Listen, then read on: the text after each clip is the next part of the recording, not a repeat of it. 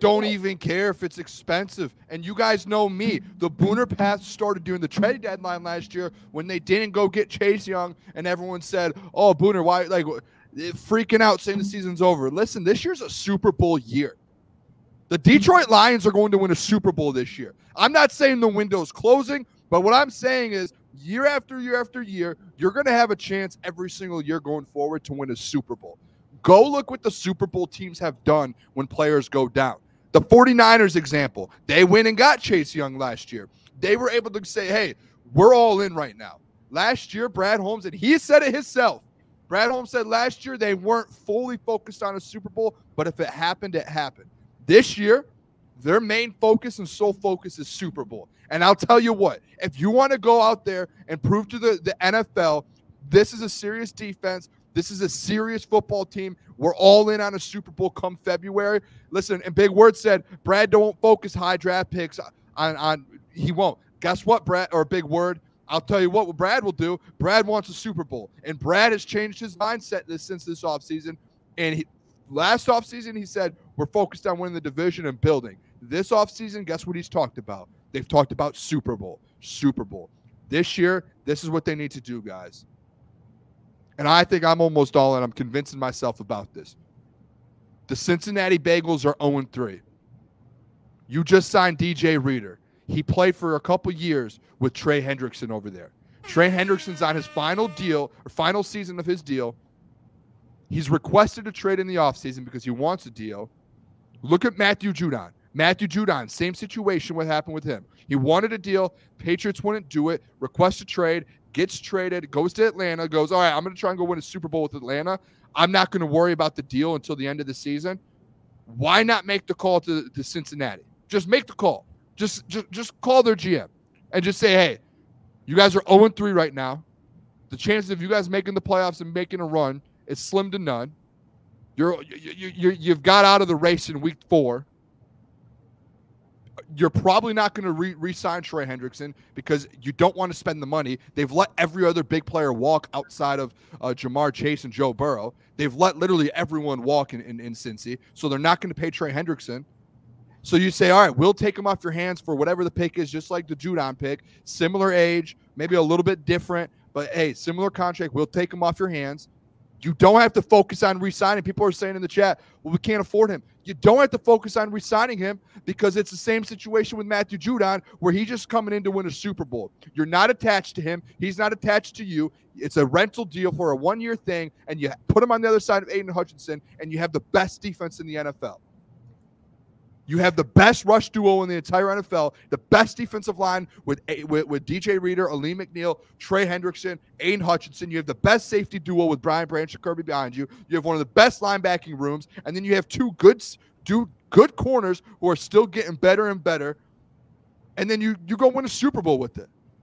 Why not?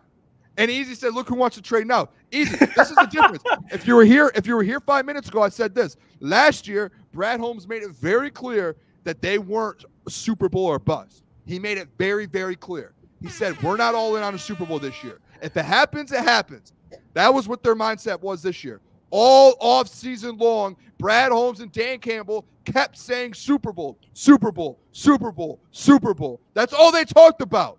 That they're finally in their window to go win a Super Bowl. That's their only goal this season, is to win a Super Bowl. That is exactly when a GM's mind switches, when you have a major injury and you're like, okay, we need to do something. If the Bengals lose next week again, guys, and they're 0-4, you press that button and you put pressure on that GM and you say, hey, before you trade Trey Hendrickson to anywhere, make sure he comes to Detroit first. Oh well, here's devil's advocate. That's fine. I love it. Love it, Boone. You have the cap space. What do you have, like 30-something million? They have the cap space to eat it this year. Plenty of cap space. Let me play devil's advocate with you, okay? If I'm the Bengals, let's say I'm the Bengals GM, and he's thinking in his mind, okay, they're 0-3. We're 0-3. I have Joe Burrow. We have an offense, defense not so great. Trey Hendrickson, our best player. Do you think they're still in that mindset? As long as we have Joe, Jamar, T. Higgins, we have a chance at making the playoffs and going on a run. Like, you know what I'm saying? Like that he's like, we need Trey this year because we have our starters, even though they're 0-3. Like, Like I get that. They're still a Super Bowl contender. You know what I'm saying? Even I do think you get to a certain point though, to where you're like you do get yourself too far out of it. Like if they lose again and they're sitting at 0-4, you get to a certain point to where you're like, we do have to look long term. Like, what are we doing here if we don't try and get assets for a guy like Trey Hendrickson, who we know in the back of their head? And obviously, I don't know what their GM's thinking. Like, does their GM want to re-sign Trey Hendrickson? Maybe. But if he did, why wouldn't he have done it 3 months ago and just got done with this thing when the trade, when he requested a trade? So, like, in your mind, like in my mind, it's the same. I literally look at this situation just like the Matthew Judon one, where it's like he requested a trade. The only reason, like, Matthew Judon was like, I want to stay in New England. I know we're rebuilding, but I want to stay. And they're like, yeah, it's not going to work. And then it's like with Trey Hendrickson, like, why didn't they re-sign him this offseason? Because they're obviously questioning, do we want to bring in or keep a premier edge rusher, or could we go out and draft one or sign a different one? Like, they obviously aren't fully bought in on Trey Hendrickson. So it's like, hey, if you're sitting there at 0-4, like, who do they play this week? I'm interested to see. Let me see who they play. Because if you're sitting at 0-4, they got the Panthers. Okay, so they're probably going to go Andy Dalton revenge game. But then the next week, but then the next week they play the Ravens. So you could easily be sitting there at 1-4, and you're like, yeah, our season's probably trash. So how can we salvage this for the future? And like, I saw a video yesterday of Joe Burrow walking off the field, and instead of going to the locker room, he's with Zach Taylor going to the coach's room, and they're like probably going to see, like, what do we need to, like, can we salvage this at all? And there's probably a lot of questions going on in Cincy right now. And if Trey Hendrickson's available and they're sitting at 0-3, like, can someone in the chat right now, this is like a homework assignment, can someone in the next couple minutes go and see if a team goes 0-3, the percentages of them making the playoffs? I saw a segment. It's like a less than 2% chance. So yeah, so you're sitting there and you're like, we're probably out this year. Like, as much as it sucks, we're probably out. You have your stars with Joe Burrow and Jamar Chase. That's awesome. We did a bad job this offseason of putting a team together. Now let's punt it and let's figure this out. So, like, you're looking at it, and you're like, realistically, what are we going to do? Are we going to get nothing for Trey Hendrickson and let him walk at the end of the year of a season that we didn't make the playoffs and let him walk for nothing? No, like, Trey Hendrickson's probably one of the biggest trade acquisitions and targets I think will be this year. He'll be like the Chase Young of this year. So that's where it's like, why not get ahead of it? You just lost a player. Go out and just, if you have to give up a little bit extra, I'm in. Like, I love Brad Holmes' draft picks. I've been the biggest advocate of letting him build through the draft. He still has draft picks. Brad's been one to bring in draft picks too. And it's not even Trey. It's not even acquiring a player. I just think I think Trey Hendrickson would be like the prize player to go get. I just don't know if the Bengals will trade him, because they know what they think. Okay, we have a healthy team, even though we're 0-3, and you're right.